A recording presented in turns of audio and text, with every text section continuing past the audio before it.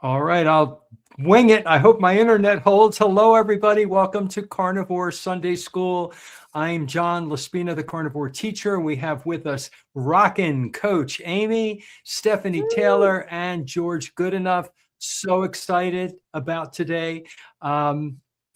Amy has followed a proper human ketogenic diet since 2018 and became fully carnivore in July of 2025. She's lost over 100 pounds and healed chronic issues, including joint pain and eczema and allergies and asthma. And her journey includes overcoming 7 major surgeries, including brain surgery for, I can't say this, trigeminal neuralgia, multiple orthopedic surgeries, and a recent hernia repair. With extreme food sensitivity, she's learned that simpler eating and sometimes fasting works best for her. After severe exhaustion in mid-2025, Amy turned to carnivore for energy and recovery, and she's now training as a health coach through the Dr. Kiltz and the Proper Human Diet programs, and is passionate about helping others reclaim their health. So welcome, Rockin Coach Amy. And I want to ask you how we got the rockin part in the front there. Do you also have a day job where you're a rock star? So my day job is in IT, actually. I work in IT software support and training, teaching software. But I'm also a singer, and I played piano for 20 years, and I just love music in general. So like it's got to be a music theme, So Keto Rock Stars, Rockin Coach Amy, I don't know. It's just kind of a little brand that I've started for myself. So, I have to put music in there somewhere. So that's why. All right, I'm all for that. I love that. Okay, let's go around. We'll go counterclockwise this time so that we end up with you last, Amy, and then you can tell us more details about that. So I'm just Carnivore Teacher Alpha. I'm on YouTube. This is my 7th year in this journey, 3 years carnivore, healed many issues, lost weight, the whole shebang. I tell my story so many times, it sounds boring to me. But as an intro, this is my way of life, and I am not going back because I know too much. Once you ring the bell, you can't unring it. And I can't put seed oils in my mouth anymore. I can't eat the carbohydrates and the plant toxins anymore because of my brain. I just know what it is, and I just can't do that to myself. So that's where I am. And I just share my knowledge on YouTube with a daily video and this wonderful Carnivore Sunday School, and hope that anybody who's looking can find some answers. And I've gotten a lot of feedback in comments that they have found some answers from our shows, by the way. So that's why I'm here, and I'm really glad. Steph, how about you? Hello, everyone. I'm Stephanie, and I'm Happy Sexy Health on YouTube. And like John, George, and indeed Amy, I found carnivore and it had amazing health benefits. And also, I'm using it to manage stage 4 cancer diagnosis. So I'm here, happy, sexy, and healthy, and excited to be with you all again. And now it's over to you, George. Okay, so I'm George. I'm 60 years old, 6 weeks younger than the headmaster, John, as a matter of interest. And I'm a former type 2 diabetic, morbidly obese. And there's my, I think you can work out which is the before and which is the after. So that's all gone now. No problems at all. I'm using money with energy and health to focus on bringing the worldwide carnivore community together. As such, I have been appointed as the UK ambassador to the Healing Humanity movement. And as we probably know, the film will be coming out fairly shortly. And my main role is in that department is trying to organise the UK premiere, which was actually Stephanie's idea. I ran it past Kerry. We haven't decided anything yet, but we do have some plans in place. So watch this space. As well as Healing Humanity, I am also a member of the KMT, the Kilt's Mighty Tribe. I am a Kilt's health coach. I am a moderator on the channel, and I am working. Dr. Kilt's calls me his troublemaker because I keep on coming up with really good ideas for him and me. One of which brought him to England at short notice before Christmas. And currently we are working on 2 projects in the background, one of which is Carnivore the Musical, because we have discovered the incredible Barbara over in Ohio, who has been writing some fantastic songs, and we would like to put them on a Broadway stage show. Now, with Dr. Kilt's, nothing is impossible, so just watch this space, as I say. And also, our latest crazy idea is the Carnivore Olympics. When we get together every couple of years or so, we come under the badge, we come under our own flags, be it the PhD for Ken Berry, be it the SBG, the Steak and Butter Girl, the KMT, Healing Humanity. Somebody volunteered to actually captain the Mitch Fitz team, the Old Guy Carnivore team. So, yeah, again, with Dr. Kilt's, you just never know. And so, yeah, we got a lot going on at the moment. I've got a lot more going on, but I'm not going to take up too much of your time. I'm going to hand you over now to Amy to introduce herself. Thank you. First of all, thank you for having me on here. I'm a big fan of this channel and everything that you guys are doing and all of your stories. And I'm going to try to keep this as short as possible because there have been a lot of diagnoses, a lot of surgeries. And so I'm just going to briefly touch on each one, just in case someone has experienced something similar. They may identify with that. First of all, I never had a weight problem growing up. I was actually a really thin kid. They used to call me olive oil, like the Popeyes olive oil, the really skinny lady, Sasquatch. I was tall, skinny, as a kid. It wasn't until my adult life that I started getting weight issues. But I always had I've always had these allergies growing up, and I was put on my first asthma inhaler and allergy medication at age 9. So I've been on allergy medications my whole life. And that becomes important when I start talking about the food, because unlike some people, I have a lot of food sensitivities, and I think it's just all related. When I was about 25 years old, I had the sinus infection that never went away, right? And then I had this intense pain in my ear and in my left side of my face. And it was a lot of doctors thought I was making this up. They couldn't find anything. They called me a liar. I was imagining things. And then finally I found this brain surgeon in Detroit, and he's like, within 5 minutes of talking with me, he's like, you have trigeminal neuralgia. And it's not something that can be seen. It's basically you rule it out, and that's how they come down with the diagnosis. So I had brain surgery in 2008. But before that, I was taking 6 or 7 Vicodins a day to deal with the pain. I was on diazepam, Klonopins, temazepam, stuff to help me sleep. And I did that for 2 years. This was back in the early 2000s when throwing out narcotics was like a normal thing. And, I was driving around, I was functioning as a human being, and it really wasn't a way to live. I was also taking 2,000 milligrams over the recommended dose of Lyrica, which is like, if you're familiar with gabapentin, it was like the gabapentin of the day. So I was just on a cocktail of different drugs trying to function as a human being. And then that's when I met the brain surgeon who was able to help me. And it's the only time in my life that I ever had any kind of depression, because they call it the suicide disease. It is so painful. I've never given birth, but they said it's more painful than giving birth. So that was the first surgery I had. I went for the biggest surgery, which was the brain surgery, right?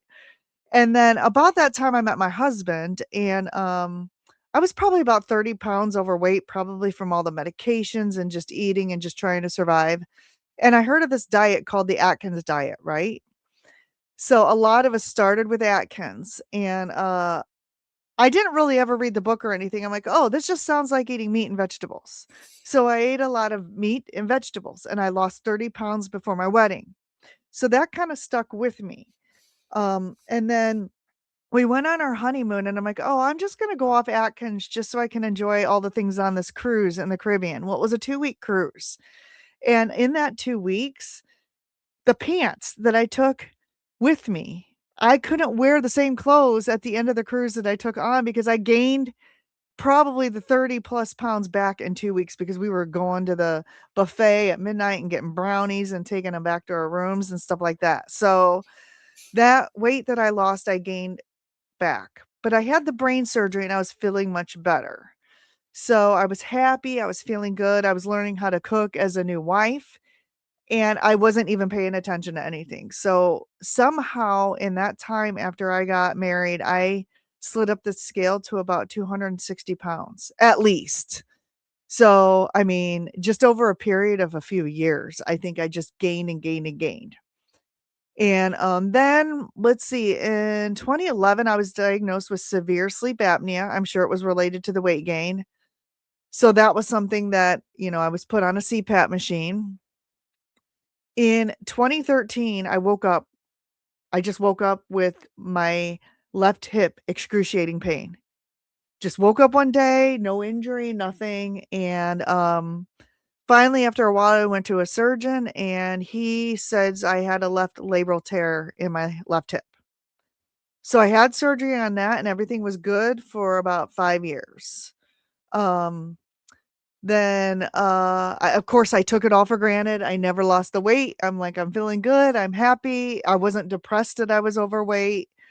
And in 2016, I was singing in a concert in New York City in Carnegie Hall. And if any of you have ever been in New York City, the city blocks are not like the city blocks in Mishawaka, Indiana. And so I was planning all these trips where we were going to walk, and I walked, I don't know, like 20,000 steps. I don't know how many miles that is, but at almost 300 pounds, I walked all of these miles and I ruined my foot. I ruined my foot on my trip. So I came back and I went to see a foot surgeon. So when you go to see a surgeon, what are they going to do? They're going to operate on you, right? So I had right foot surgery. Then in 2017, I was diagnosed with high blood pressure because I still hadn't lost the weight. My high blood pressure was 220 over 110 when I was diagnosed, which is, I think that's stroke level. That's pretty bad. I think I was like 38 when I was diagnosed with high blood pressure. So to me, that's pretty young because I'm going to be 50 in a month. So I dealt with that. And then in 2018, and some of you have seen this video, I was changing my hummingbird feeder and I walked face first into the spider web and I did this little like spin and I fell on the pavement in like the front of my house. And it was recorded because we have a security camera. So that I retore my left hip, the labrum in my left hip again. And so I had to see my hip surgeon. So at this time, I was talking with him, and this is what caused me to really take a look at myself. About that time, they started using like the My Chart, right? Hopefully, you all know what like the digital charts are for your medical stuff. My surgeon put in my chart, we've talked extensively about weight loss, which we never did. He lied, and I know why he did that now, because it was for insurance purposes. He has to go through all these hoops before he can actually do a surgery. So I got home and I opened my chart and I saw his note in there and it triggered me and I bawled like a baby. I'm like, my doctor thinks I'm fat. So like I got home and I'm like, oh my gosh, why did he not tell me I was over, why did he not say anything to my face? Why did he just put it in my chart? And so that's what triggered me to say, I got to do something about this. Okay. I've got a doctor who has put in my chart that I'm obese. And yeah. And not to mention, I had that original left labral tear repair, and it's not like a hip replacement. You are non-weight bearing for 1 to 2 months. And I live in a tri-level. So there's stairs and I don't have a main level bathroom. And so I have to go on crutches every time I have the surgery, and I have to go up and down stairs on crutches. And I can't put any weight on my foot. And I'm like, I can't do this at almost 300 pounds. I just can't do it. So I went back to the surgeon and I said, can you give me about 6 months? Can we postpone the surgery for about 6 months so I can try to lose as much weight as possible? And he was sure. He's like, so we scheduled a appointment for 6 months. And I'm like, I know what to do. I can just do this Atkins thing again, right? But I was doing it all wrong. I was eating grilled chicken breast and steamed broccoli like every day. And yeah, I was losing weight, but my hair was also falling out.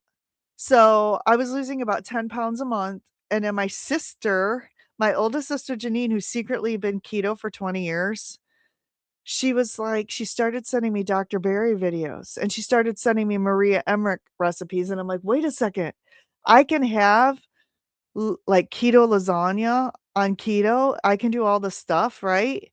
And so she saved me. Like, she saved me single-handedly with sending me all of these. And that's how I got introduced to Dr. Berry.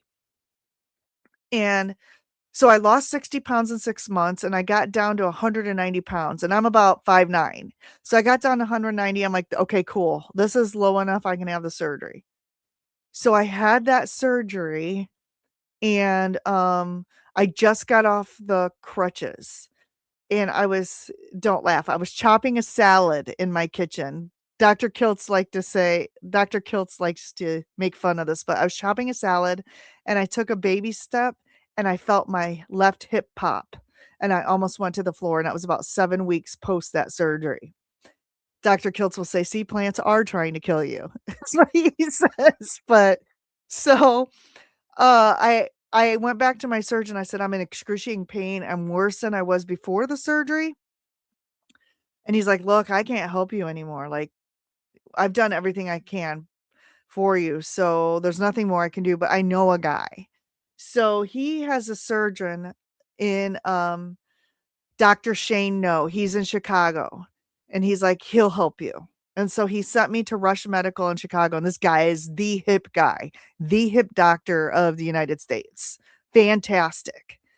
And he's like, "Yeah, I can fix you, no problem." So he did another surgery on me. So I had 2 surgeries in 2019, which was really weird because I ended up having a meat aversion that year. And I think I blame it on all the anesthesia and everything that I went through and all the stuff they were putting, but I couldn't eat meat for a whole year.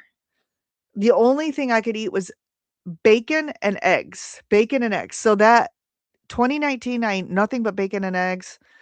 I total weight loss 80 pounds, right? 80 pounds. Fantastic. I was fine just eating bacon and eggs every day, which basically is carnivore. I basically ate carnivore with an occasional salad. And then I stalled at 80 pounds for 2 years. Could not lose another pound. Enter in and this is controversial, so I apologize, but it is part of my story. Enter in Maria Emmerich and the protein-sparing modified fasting, right? That was all the rage in 2019. So I said, okay, 1 to 3 days a week, I'm going to, which basically is lean carnivore, for those of you who don't know. It's doing, eating all protein and no carbs, very low fat. And I did that. That broke me through a 2-year stall, and then I lost another, like, 30 pounds, and I got to the 110-pound weight loss. And then I did that for 4 years, and I stayed consistent. Yeah, Jonathan's saying that works very well for healthy people. I was staying consistent. Now, another thing I wanna mention is we all know what happened in 2020, right? So I've had this great energy, felt great until I got what we've been calling an intervention. I got an intervention in my arm. I got an intervention in my arm, and then I caught the virus 7 times. So I don't know if I had long virus, or I don't know if it was from the intervention, but something changed in 2020, and I just never felt the same. Like, it was just exhaustion. And then this spring, when I went carnivore, I had some stressful events in my life happen. And I you know, I've been in a space. I've been watching Dr. Berry, Dr. Kiltz. I got turned on to uh Dr. Chafee, Dr. Baker. I've been watching all these people for years. But keto was working for me, right? So I was more of a ketovore. So I really had no reason to really go carnivore, because if something's working for you, then keep doing it. But really, there was that exhaustion lurking. So I'm like, okay, I am just not feeling well. There was a couple of days where I felt paralyzed and I just could not get out of bed. So in July of this year, I'm like, I got to try this carnivore thing for 30 days. I just got to try it for 30 days, right? And see if it helps. And it did help. It did help tremendously. So I'm like, okay. And The other thing is I wasn't an alcoholic or anything, but I was still a social drinker. So I'm like, I think I need to cut out alcohol. I don't think that, I don't think I can do this and still have alcohol. I think it's not going to work. So I cut out alcohol and I went strict. I'm talking just meat, salt, butter. I cut out cheese. And I did that until, and as George has said a lot of times, we are the hernia twins. I was diagnosed with a hernia that I think I had symptoms of from April of last year until September.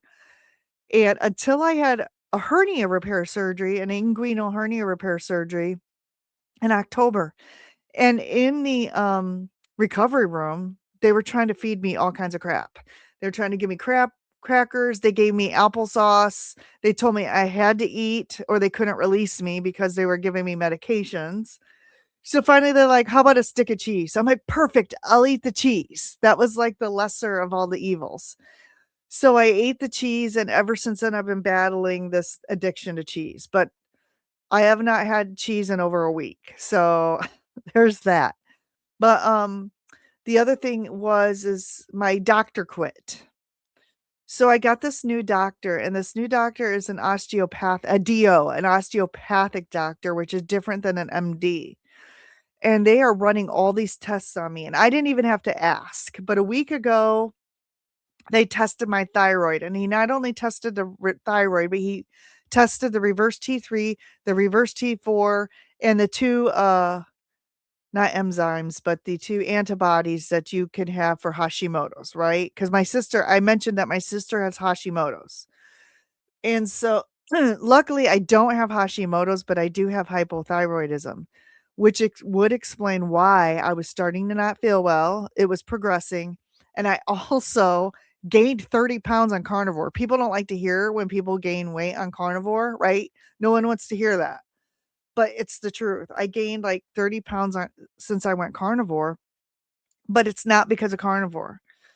I think it's for two reasons. It's because I did protein sparing modified fasting for so long and my metabolism was so low. And I also think it's because of the hypothyroidism. Like you just want to, I've been hungry all the time for a long time for those two reasons. So I'm on day 2 of my hypothyroid medication, and I asked for a desiccated natural thyroid medication. So I'm on day 2 and I'm only taking a half a dose because I am allergic to a lot of medications and a lot of things. I was scared to take the full dose. So I'm going to take a half a dose for a week. This is not medical advice for anybody out there with a thyroid condition, by the way. And my doctor did not tell me to take a half a dose, but I'm doing it to titrate up to make sure I don't have any adverse reactions because I tend to react badly to things I put in my body. So that's kind of where I'm at today. That's the short version. There's a much longer That's version. the short version. That's the short That version. Yeah, there's a lot of things that have happened in there. That list is enormous. Now, the first thing that pops to my head with that long list, as of right now, as of today, what on that list is gone because you're a carnivore now with Okay, that. so yes, so let's see here. Or maybe do it the other way around. Don't list all the things. What is still present? Okay, well, let me just say this because I didn't cover everything. My asthma since childhood. Oh. They say I still have it because they tested me Mhm. for that, but I don't even carry around an asthma inhaler anymore. I had eczema, which I didn't mention. Okay, I don't have eczema anymore. My hands used to break out so bad they would split open. My allergies that I've had since age 9, Wow. I do have to still take an allergy medication because I live with 4 cats and that's like the number one thing I'm allergic to.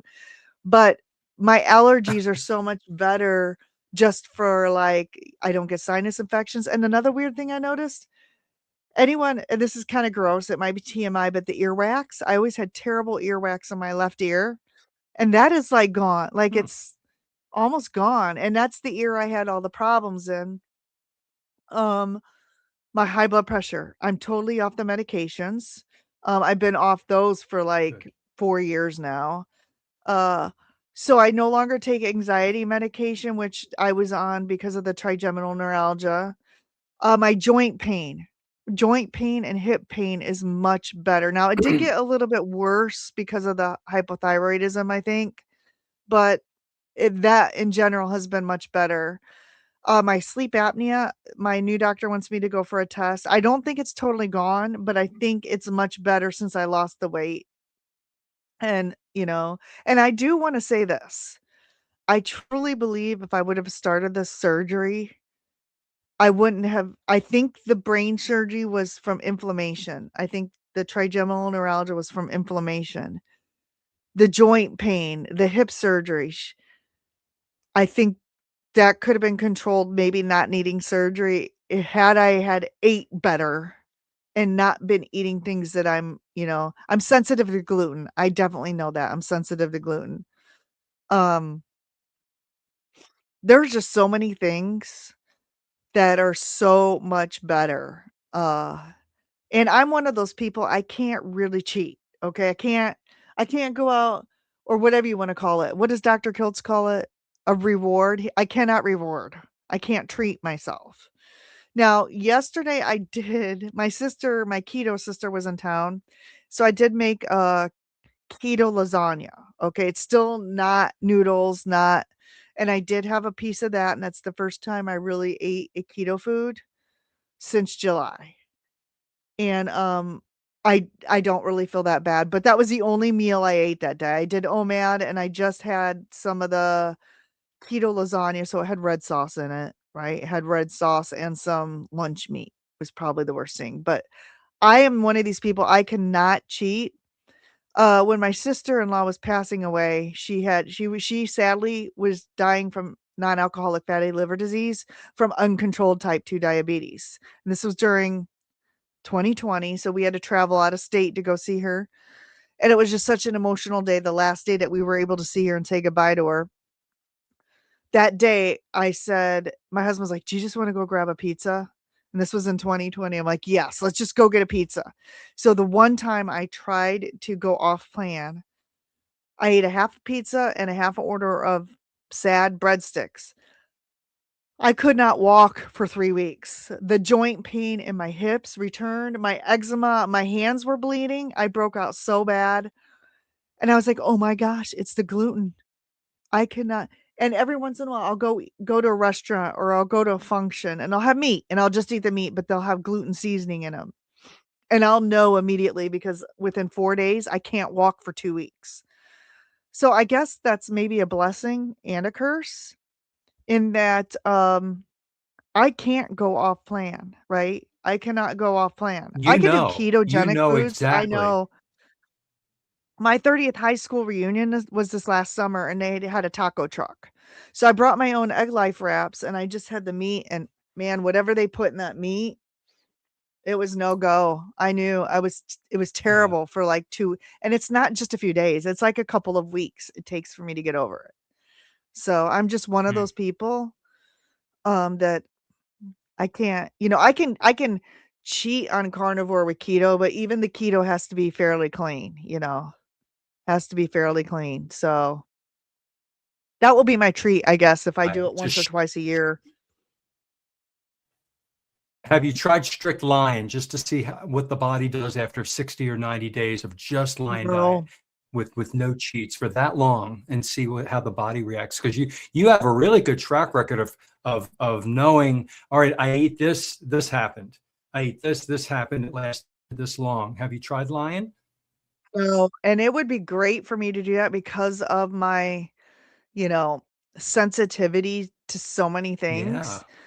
But I don't do it because of the bank account, right? Because like now I tried to eat 3 or 4 days of just beef Hmm. instead of, I'll have like hamburgers 3 times a week and then I'll have chicken or I'll rotate in some pork just because of the bank account. Like, but I could probably do 30 days of just eating hamburger every day just, to keep the cost down. But like ribeye, that's like a Well, couple times it's a month expensive. thing. I can't, I'm not Dr. Baker. I can't afford ribeyes every day. But yeah, no, I don't do line just because I'm a sales shopper, and as you said, I'm studying to be a coach, and I've been wanting to be a health coach for years, even before I knew that there was going to be classes. This is something I wanted to do, but I also kind of want to be a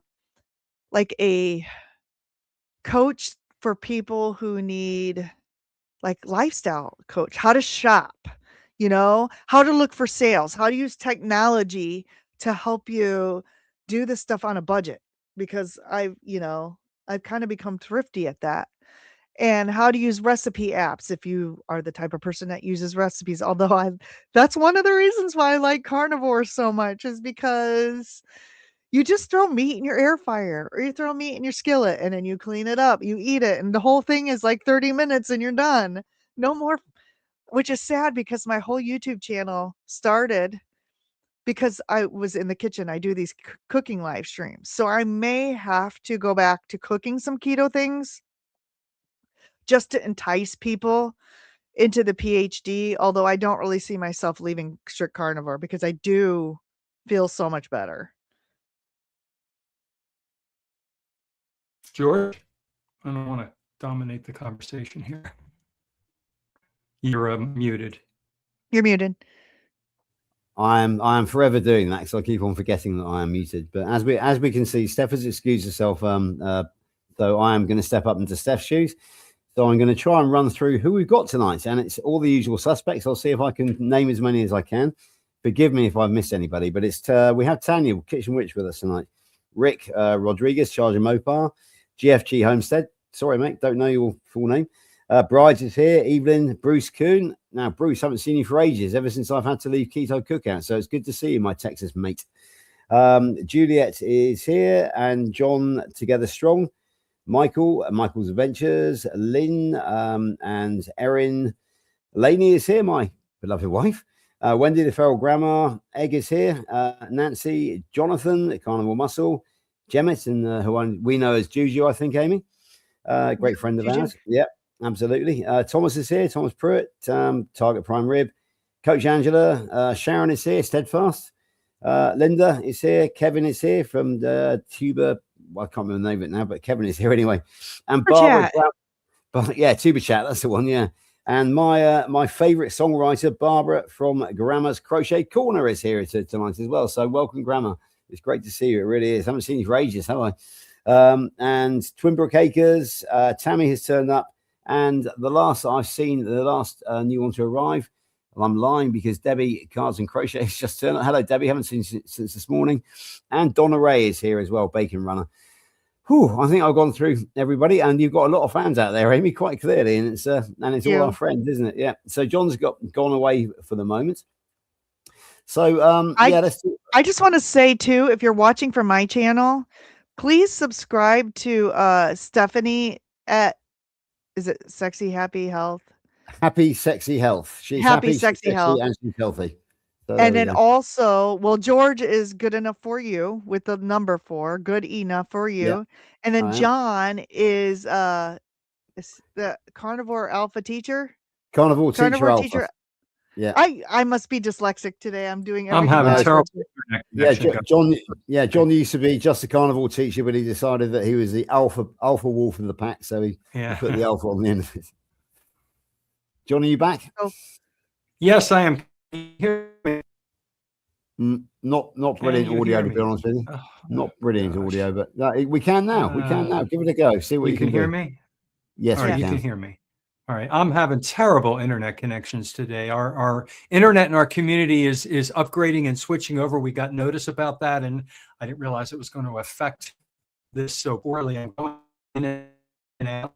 Your audio in and out for me. So apologize to our viewers if we're having technical issues on my end. There it goes. And click all over the place. So go on with what you were talking about. I'm sorry. I was just telling everybody who's on my channel to please subscribe to all of your channels. This is one of my favorite things to do on a Sunday is come into this. I've missed the last couple weeks just because I've just had so much going on with singing and concerts and whatnot. But this is like part of my Sunday ritual is to watch you guys here.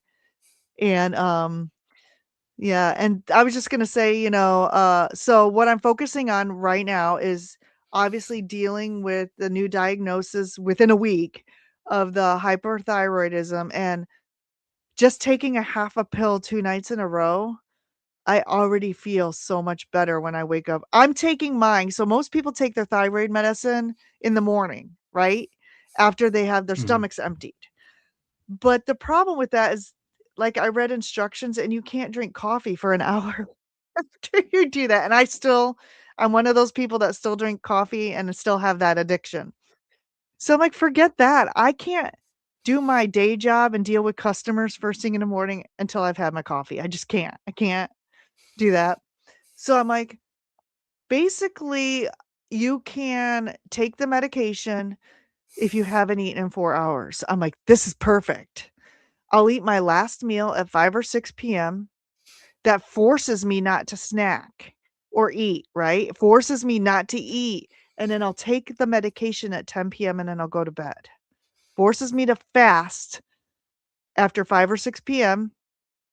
and not take that medication. I'm like, this is perfect. So I'm actually taking my thyroid medication before bedtime, and I'm making sure I don't eat or take magnesium, because you're not supposed to take magnesium with that. I take my magnesium and I don't eat my last meal 4 hours before I take my new thyroid medication. So I'm starting with that. The other option is to set an alarm 1 hour before I wake up and then roll over and take my thyroid medication in the morning and try to go back to sleep for an hour so that I can have my coffee first thing in the morning. But I'm not too jazzed about that idea. So, but yeah, I'm feeling a lot better. I just have to say, everyone says, Amy, you're so energetic all the time. I'm like, I'm so exhausted all the time. So just wait until I get this thyroid medication ramped up. I might have to take something for too much energy. You'll get everything evened out. Yeah, But I I agree. like your story. It's very interesting because you're sharing with our audience here, our viewers, how you're so unique, how everybody is so different. Some people react differently. You ate a few things on a cruise and you were messed up for 2 weeks. Then you tried Yeah. something and you were messed up and some people it's one day. Some people it doesn't affect them at all. So the main takeaway is everybody has to test themselves. You don't know how your body's going to react, and then learn that lesson. And some of us, I'm one of those people, I have to learn the lesson multiple times. I had a terrible reaction to something and months go by and I act like I didn't have that reaction and I do it again. And then I'm like, stupid. You learn that this happened to you the last couple of times. And then after the second or the third time, then I'm like, I can't have that. Like I can't have stevia ever, ever. It messes me up like you can't believe. I get like a migraine headache. And so I've learned after many tries, stay away from that crap. So I hope our audience, we all have different things that do work or don't work for us. And we have to, when we listen to stories like yours, man, do they encourage us, but they also show us that everybody is so different in what we're sensitive to. Oh, and actually, Holly has a question. I was going to say, Holly we Springer. have a question. Yeah, well done, Amy. There you You go. want me to Amy, deal with it. Yeah, Amy, deal with it, Amy. Deal with it. you read it. Okay, so Go ahead. yeah, Amy, read she it. says, Amy, have you tried marinara sauce yet on a meat crust pizza since going carnivore? My birth mom was half Italian. Her dad was first American born. To me, it's a condiment this way. So it's so cool that you brought this up, Holly, because my great grandparents immigrated on my mom's side from Italy. So like giving up bread and pasta to go keto was like an ordeal, right? And in going carnivore, giving up red sauce. Like, how am I gonna not have my gravy, as they call it over in Italy? How am I not gonna have my Right. red sauce? And I did it, and I've missed it a little bit, but not as bad as I thought. So yesterday, my sister was in town for Vegas, and I made Maria Emmerich's protein noodle lasagna. And I'm like, you know what? I was gonna make it with what's the white sauce, the Alfredo sauce, but I'm like, no, I'm gonna do this for my sister, and my husband, who's still keto. And you know what? Maybe I'll have a piece, right? Maybe I'll have a piece. So I had a piece of it, and honestly, I didn't feel that bad. I fasted the rest of the day. So I had one meal yesterday. It was actually kind of 2 pieces of lasagna because it tasted so good that I had to have a little bit more. But but honestly, I don't feel bad today at all. So that might be a thing that I can do once in a while. Like, well, we'll see. We'll see in 4 days. I guess I can't really answer that yet because usually when things happen, it's not the next day. It's usually 4 days What in from the tomato might be an issue? If it's the nightshade, is it the lectins?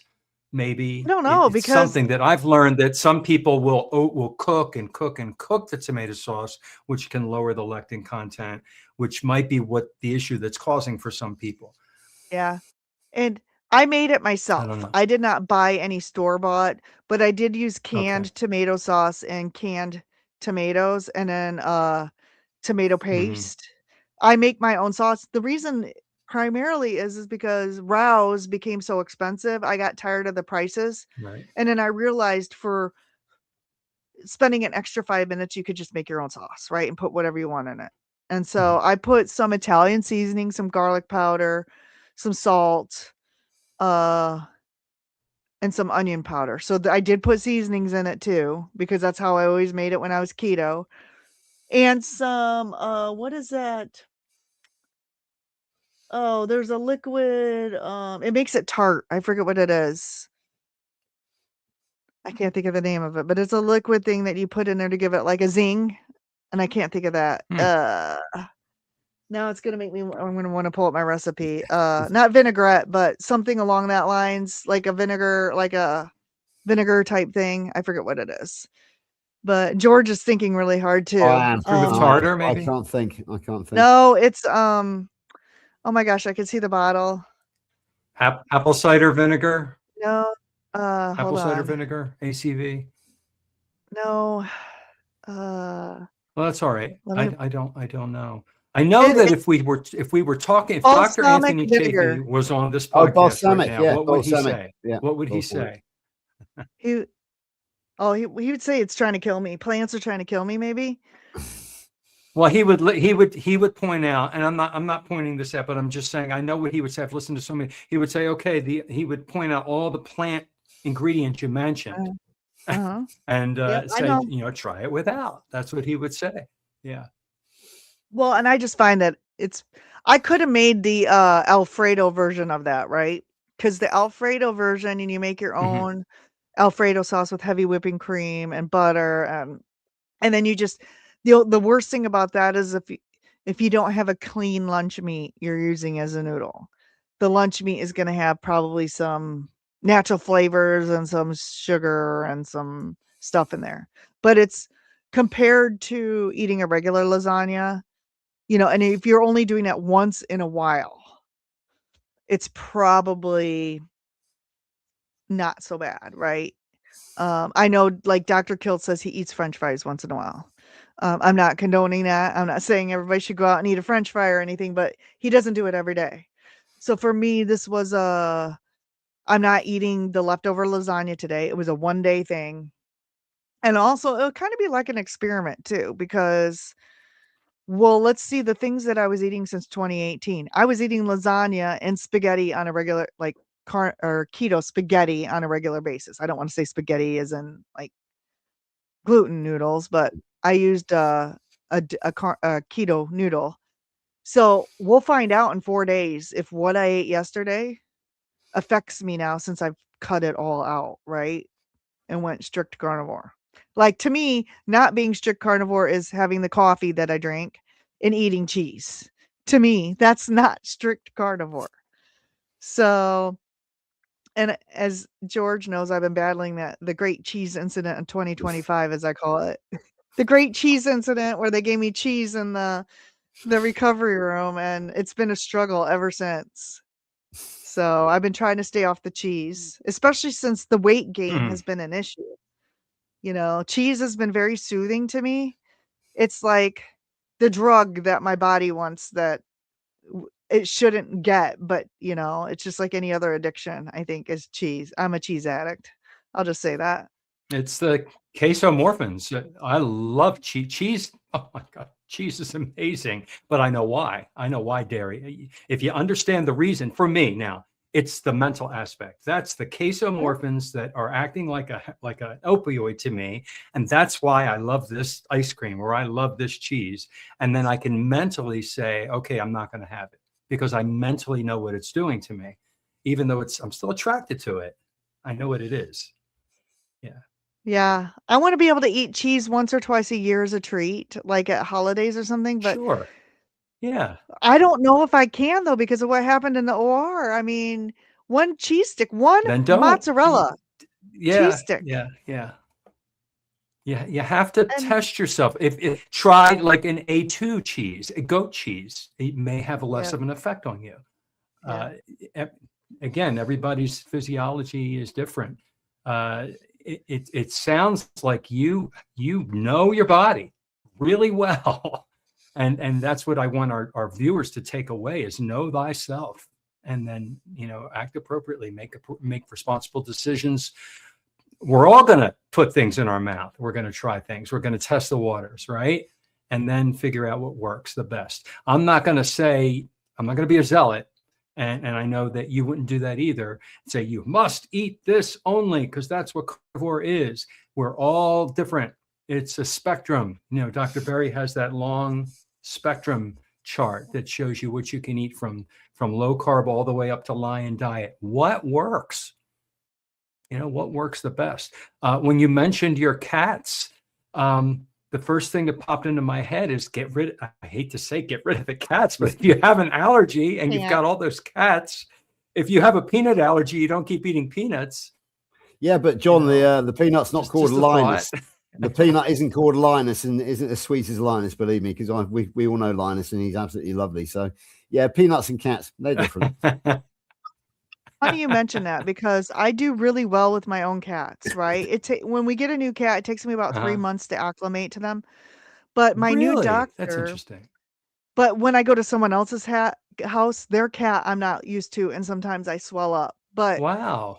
my new doctor has this idea, this osteopathic. He's like, you've been on allergy medication your whole life, which probably isn't good. And even if I didn't have the cats, I'd probably still be on it because I'm allergic to dust, and you can't eliminate. Oh gosh, yeah. When I dust, I get sick, right? You can eliminate it, but the process of eliminating it makes me sick. So he's like, let's do these allergy shots, which are going to be not pleasant, because from what they were telling me is they inject me with the things that I'm allergic to, and I'm going to have some unpleasant side effects for a while. But long term, it should help, I don't know, cure me of the allergies, or I don't, or keep them at bay. I don't really know. But so I'm curious to try that experiment of getting these allergy shots. But if I come on and my face is all broken out and I'm all red for a while, you guys will know what's going on. It's the allergy shots. So I'm interested to try that experiment too. No one's ever suggested that to me before. So that will be interesting. Sure, for sure. Sounds like your body acclimated to the particular dander flakes from your own cats, and then when a strange cat, you're near a different cat with their dander, your body doesn't recognize it and starts the histamine response. It's so interesting. Wow. Yeah. And so, and I'm supposedly, and Lewis would love this, right? Because I'm supposedly highly allergic to cats. And there's a lot of people who have cat issues. And I know when we get a new cat, I may be uncomfortable for like a few months, right? It takes a few months to get acclimated to him. But I also know the medication I can take to help alleviate that. But Lewis loves it when we talk about, you can have cats, you just take this medication, right? Louis Lotito, if you know who he is, because he's the cat daddy. So he loves when I talk about, I'm highly allergic to cats, but I have 4 of them and I take XYZ and I'm getting these shots. So he's usually happy. And another thing you mentioned too is about the proper human diet spectrum.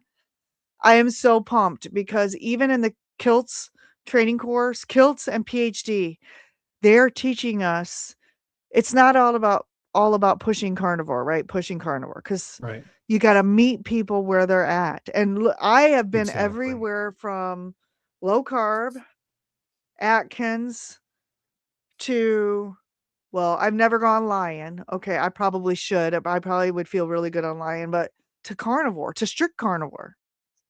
So I am excited when I become a health coach to help people in whatever, space on that proper human diet they want to start out in, or where they think they can be. I think that is going to be a strong suit for me, because I've done protein sparing modified fasting.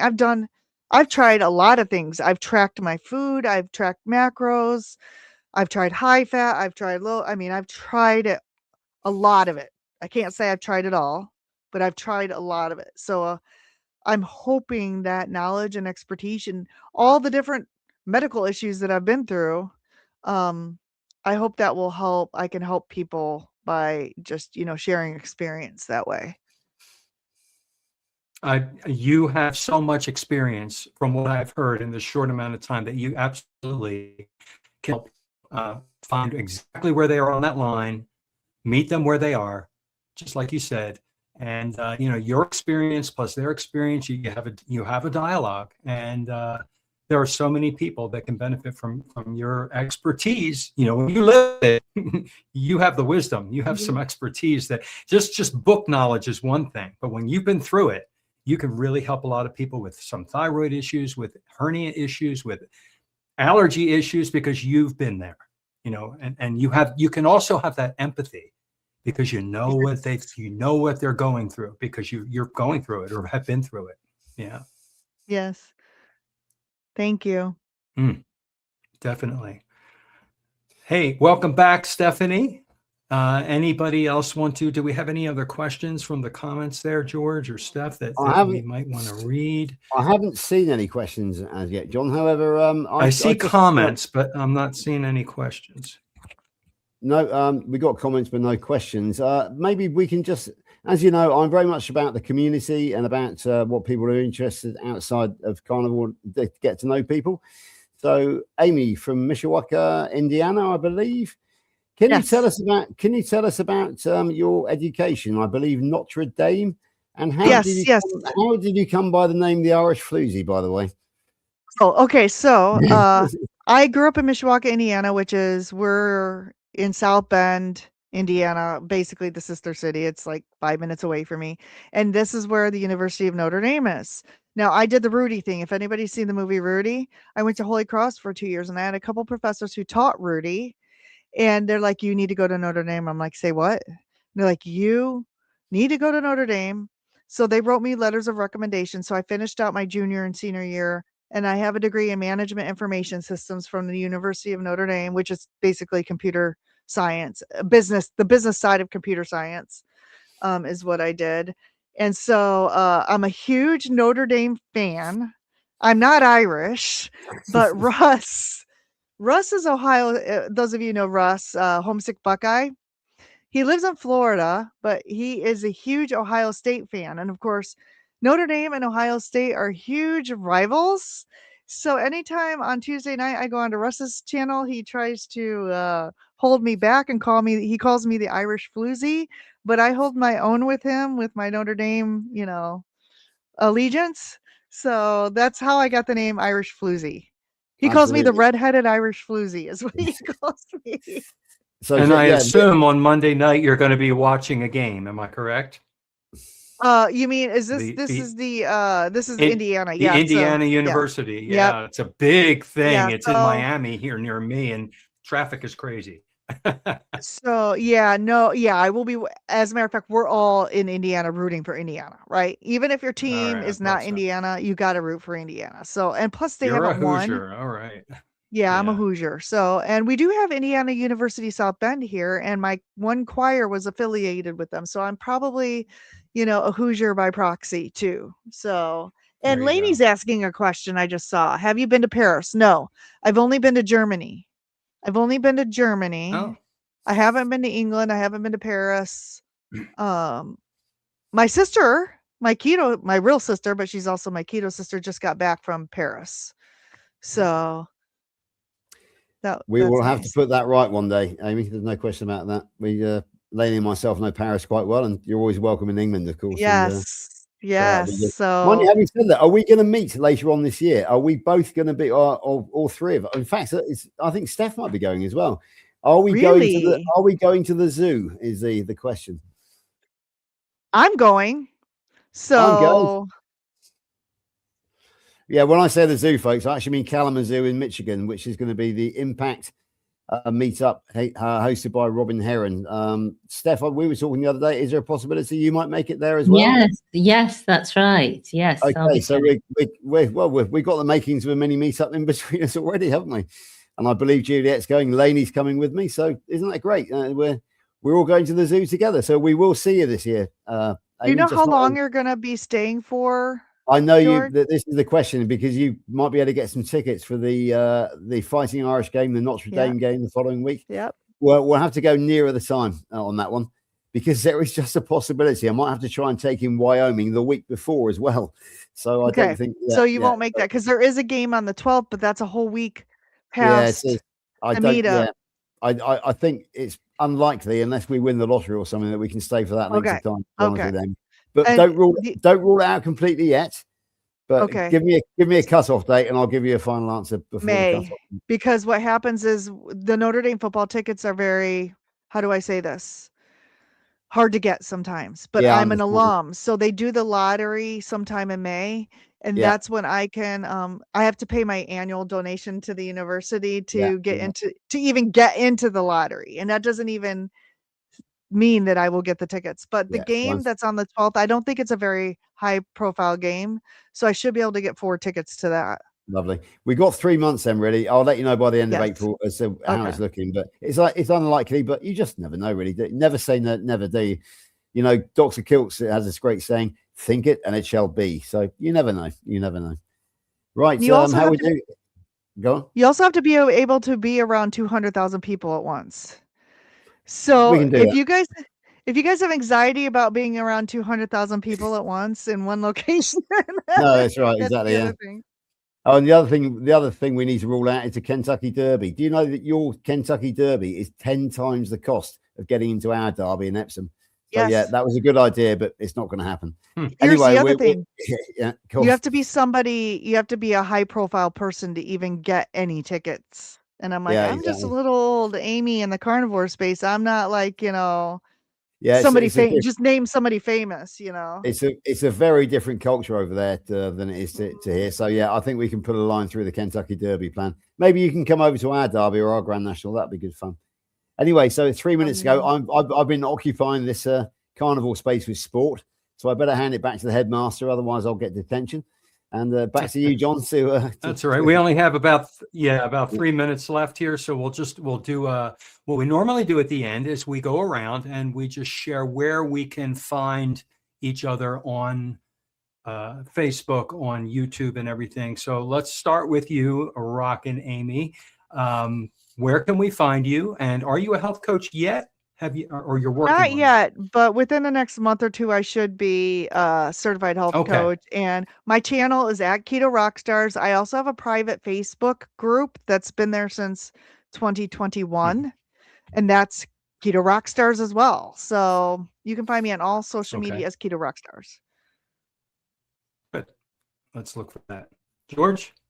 Yeah, my channel is good enough for you. I took a bit of a break, but I'm bringing it back on a weekly basis now, every Saturday. The idea being that I spread the word around. I'm really going to be focusing on what meetups are coming, how you get there. We have this wonderful global group of people. Amy, Stephanie, and myself are on it.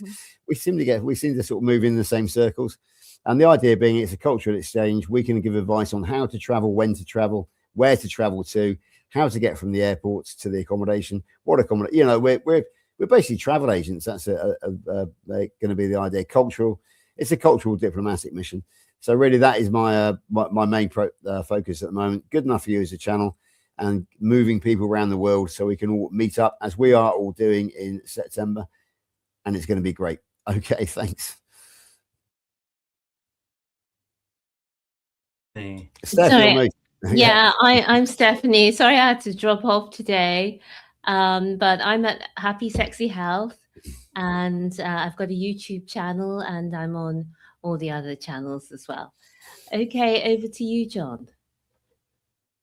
All right, thank you. I'm John. I'm Carnivore Teacher Alpha on YouTube. I put a teaching video out about 5 to 10 minutes long every single day.